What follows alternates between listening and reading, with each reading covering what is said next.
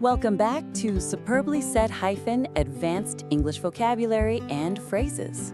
And just quickly, this is from a SpeakDuo lesson, so you can go to SpeakDuo.com to meet new people from around the world who are practicing English on video calls to become more confident with their speaking abilities. Today's critique examines a SpeakDuo lesson plan designed to teach advanced English vocabulary and idioms, featuring expressions like non sequitur and fold into, alongside practice questions and a concluding quiz.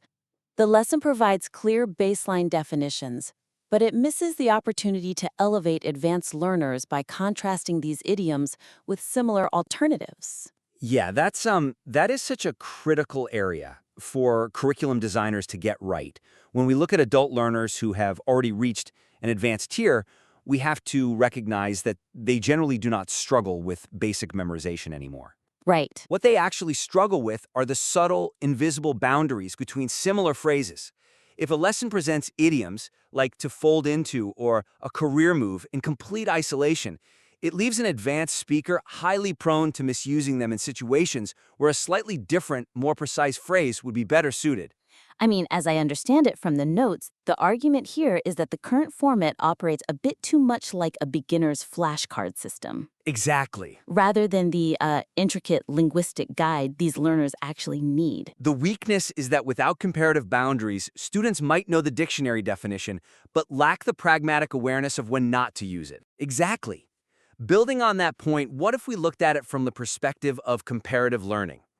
My suggestion is to integrate a brief, nuanced comparison section for each idiom, to explicitly explain the differences between the target phrase and a closely related synonym or alternative. So let's look closely at the section discussing the phrase to be out of one's hands. Presenting this in isolation leaves a gap. So how do we establish that boundary clearly for the listener? Well, we should directly contrast it with the phrase washing one's hands of a situation. Oh, that's a good one. Right. We need to explicitly explain to the learner that out of one's hands implies a genuine and often very frustrating lack of authority or control. Like when a critical company server goes down. Yes, exactly. It's entirely out of your hands. You want to fix it, but you physically or systematically cannot.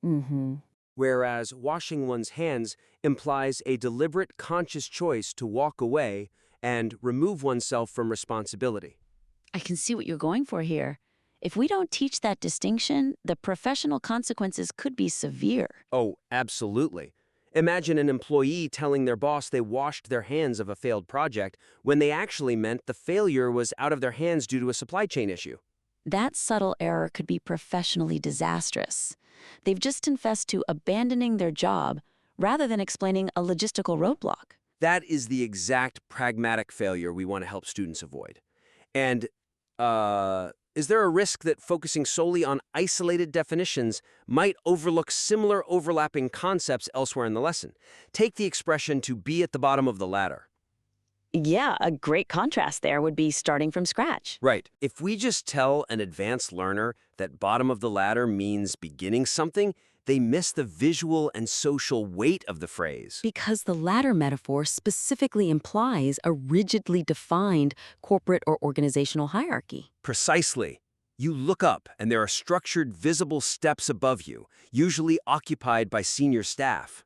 Starting from scratch, on the other hand, just means beginning a random task or project from the absolute beginning without any pre-existing foundation. It doesn't necessarily mean you are at the bottom of a social hierarchy. You could be the CEO of a company, but if your marketing campaign fails, you have to start from scratch. You are certainly not at the bottom of the ladder. So a key theme running through this material seems to be the necessity of mapping these exact borders. We also have the phrase, to let one's hair down. How would you approach building a nuanced comparison for that? I would contrast letting one's hair down with blowing off steam.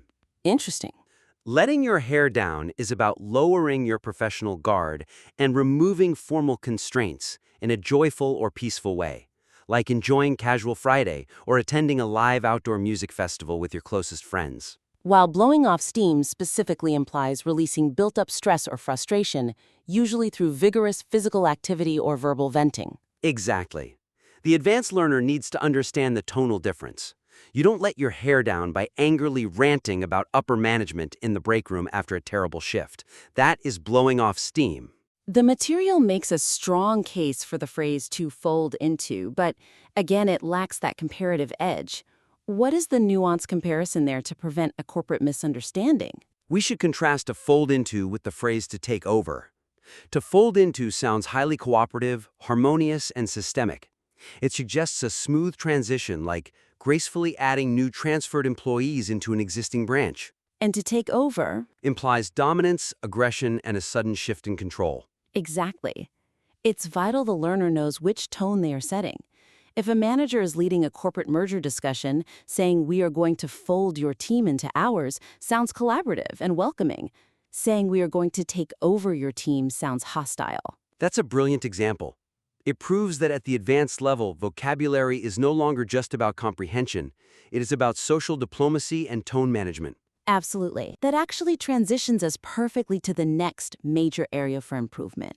While the practice questions are engaging, the example sentences lack the complex, high-stakes conversational context that adult advanced learners must navigate. That's a really sharp observation. When we just provide a single sentence, what is the specific drawback for someone at this high level of fluency?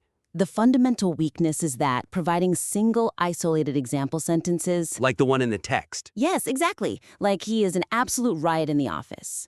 That does not give the learner the tools to use these phrases dynamically. The material fails to demonstrate how these idioms flow naturally in extended, realistic workplace dialogues. Right. A standalone sentence doesn't show the conversational buildup, the required tonal shifts, or the necessary interpersonal tact, which is exactly where advanced learners need the most guidance. I completely agree. To resolve this, my suggestion is to expand the example sentence section to feature multi-turn conversational snippets or specific professional and academic scenarios that model the tone, pacing, and flow of the idiom in action. We need to move away from isolated vocabulary displays and step into applied discourse. Okay, so what I really like about this part is how we can immediately upgrade the existing content to feel more realistic. Let's take the phrase a career move. Currently, the example is just a flat, one-dimensional statement about leaving a receptionist position for long-term future prospects. Building on that, let's frame the example for a career move as a structured multi-sentence response to an IELTS Speaking Part 2 question where candidates are required to speak at length about a specific topic. Oh, that's a fantastic context. Right. We could model the candidate saying, "Initially, I hesitated to accept the lateral transfer because the pay was identical. However, I confidently justified the transition to this new industry because gaining exposure to the data analytics team was a necessary career move. It wasn't about the immediate financial gain, it was a strategic pivot that positioned me perfectly for a senior management role down the line." That is fantastic. It models how the phrase anchors a complex justification rather than just acting as a throwaway synonym for getting a new job.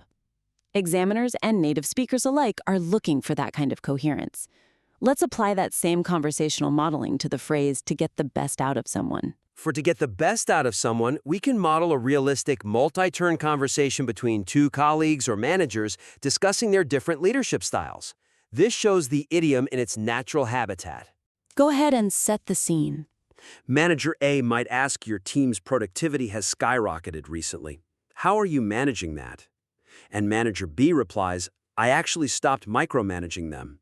I found that to get the best out of someone, you have to give them autonomy, trust their specific expertise, and encourage them rather than watching their every move." This provides incredible social context for the learner.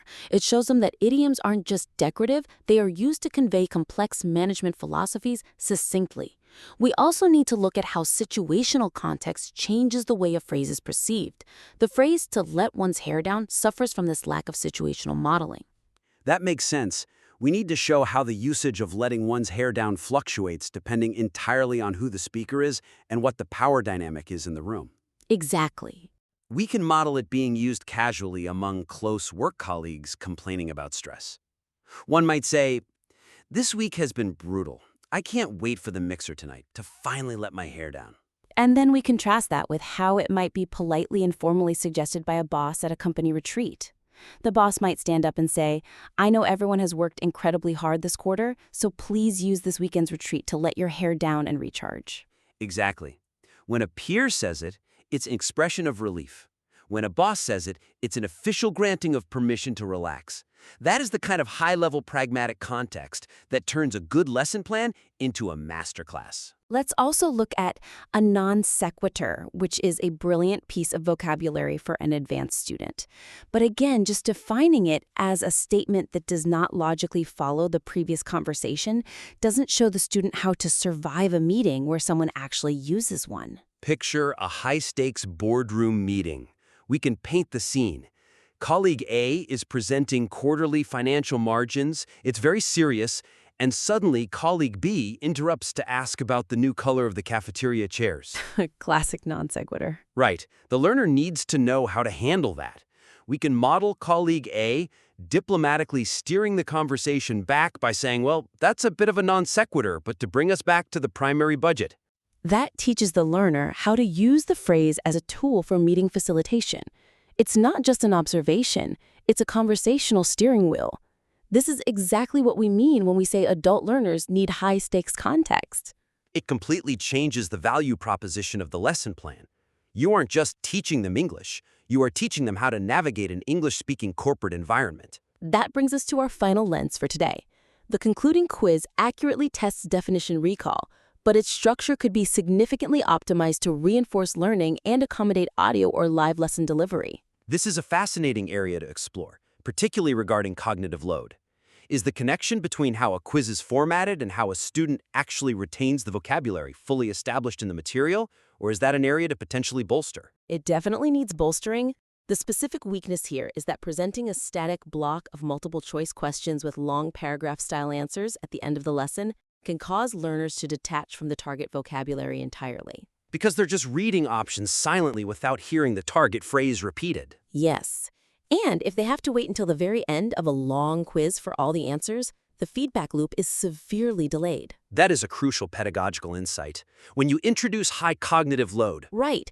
Asking a student to hold option A, option B, and option C in their working memory, while simultaneously trying to remember the idiom from 20 minutes ago, the actual vocabulary word can be completely forgotten in the taxing process of deciphering the text. precisely. My suggestion is to redesign the quiz flow to be highly interactive by consistently repeating the target phrase, building in deliberate cognitive breaks, and providing immediate answers with a direct callback to the lesson's original context. We don't want to test their short-term reading comprehension, we want to cement the idiom. I love that approach. My suggestion would be to redesign the delivery mechanism. We instruct the instructor or narrator to announce the options distinctly as option A, option B, and option C, while repeating the idiom frequently to keep it top of mind. So let's actually demonstrate exactly how this structural redesign should sound in practice for all the phrases covered. I love that idea. We can run through the full 8-question set to show the rhythm. I can read the first question and the distinct options. And I will provide the immediate feedback and contextual callback. Perfect. Question 1. What does it mean to be at the bottom of the ladder? Is it option A, to feel completely unappreciated and undervalued by upper management? Option B, to occupy the lowest level of status or pay within an organization? Or option C, to struggle significantly with the physical demands of a new job? Feel free to pause the audio here if you need a moment to think about the answer for to be at the bottom of the ladder. The correct answer is option B. To be at the bottom of the ladder means to occupy the lowest level of status or pay within an organization. Remember the example we covered earlier in the lesson where we discussed the rigid corporate hierarchy and how everyone has to start at the bottom rung of that structure to work their way up? That flow is incredibly effective. It dramatically reduces the cognitive friction. The learner hears the idiom 3 times, they get a clear boundary for their working memory with the pause cue, and then they get an immediate hit of dopamine when they hear the right answer tethered directly back to the contextual example. Exactly. Let's keep that momentum going. I'll read question 2. Which of the following best defines the phrase to be out of one's hands? Is it option A, to no longer be under a person's direct control or authority? Option B, to require external assistance to complete a very complex daily task? Or option C, to officially resign from a position of high corporate responsibility? Pause the track here if you need to think about the answer for the phrase to be out of one's hands. And the answer is option A. To be out of one's hands means to no longer be under a person's direct control or authority. Just like the stressful professional situation we modeled earlier, where the main server was down for the entire day and there was absolutely nothing you could do about it. Spot on. Question 3. I'll take this one. In a professional context, what does to let one's hair down signify? Is it option A, to disregard professional attire and dress in a much more casual manner? Option B, to openly express one's inner frustrations and complaints to close colleagues? Or option C, to allow oneself to behave freely and relax without worrying about rules? Feel free to pause the critique here if you need some time to think about to let one's hair down. The answer is option C. To let one's hair down signifies allowing oneself to behave freely and relax without worrying about rules. Remember how we contrasted this with blowing off steam and how a boss might encourage the team to let their hair down at a weekend retreat? Perfect callback. All right, question 4. What is the meaning of the phrasal verb to fold into? Is it option A, to completely abandon a struggling business project to focus on a new one? Option B, to merge or incorporate one distinct group or entity into an existing one? Or option C, to gradually reduce the operational capacity of a specific corporate branch? Go ahead and pause the audio if you need to consider the meaning of to fold into. The correct choice is option B. To fold into means to merge or incorporate one distinct group or entity into an existing one. We discussed how this phrase sets a collaborative tone, like folding a new team into your department rather than executing a hostile takeover. Let's move to question 5. If someone makes a non sequitur during a meeting, what did they do? Option A, made a remark that does not logically follow the preceding conversation or argument. Option B, made a highly critical comment intended to specifically undermine a colleague's valid point. Or option C, used a complex piece of technical jargon understood exclusively by seasoned industry experts. Take a moment and pause if you need to think about what a non sequitur is. The answer is option A. A non sequitur is a remark that does not logically follow the preceding conversation or argument. Think back to our boardroom example where someone interrupted a serious financial presentation to ask about the color of the cafeteria chairs. Such a great example. Question 6. How is a career move best described according to the lesson? Option A, a lateral transfer within the same department to learn a completely new skill set. Option B, a sudden change of profession driven by personal passion rather than basic logic. Or option C, a strategic decision taken specifically to advance one's long-term professional life. Pause the track here to think about the definition of a career move. The answer is option C. A career move is a strategic decision taken specifically to advance one's long-term professional life. This ties directly back to our IELTS Speaking Part 2 model, where the candidate justified their transition to data analytics as a calculated step for future management roles.